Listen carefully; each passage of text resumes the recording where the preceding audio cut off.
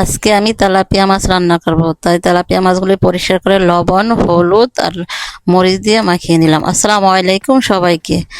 এই যে আমি লাউ দিয়ে তেলাপিয়া মাছের রেসিপি করব। চুলার মধ্যে একটা প্যান বসিয়ে দিছি। প্যানটা গরম হয়ে আসলে আমি একটু বেশি করে তেল দিয়ে দিলাম। তেল দিয়ে গরম হয়ে আসলে আমি একে একে সবগুলি মাছ দিয়ে দিব। মাছটা উল্টে পাল্টে লাল লাল করে ভেজে তুলে নেব। আমি একই তেলে তরকারিটা রান্না করব।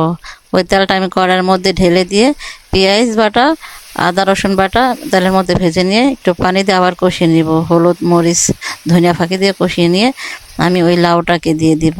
লাউটা দিয়ে আবার কষিয়ে নিব, উল্টে পাল্টে কষিয়ে নেব। ঢাকনা দিয়ে ঢেকে কিছুক্ষণ পর পর নাড়াচাড়া করে দেব। যদি আমার ভিডিওটা ভালো লাগে আপনাদের কাছে, তাহলে অবশ্যই লাইক কমেন্ট শেয়ার করবেন।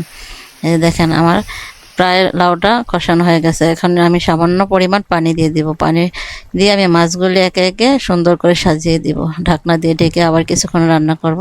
দেখেন আমার লাউটা একদম সফট হয়ে গেছে। উপরে কিছু ধনিয়া পাতা ছিটিয়ে দিব। যদি আমার ভিডিওটা ভালো লাগে অবশ্যই সাবস্ক্রাইব করে সঙ্গে থাকবেন।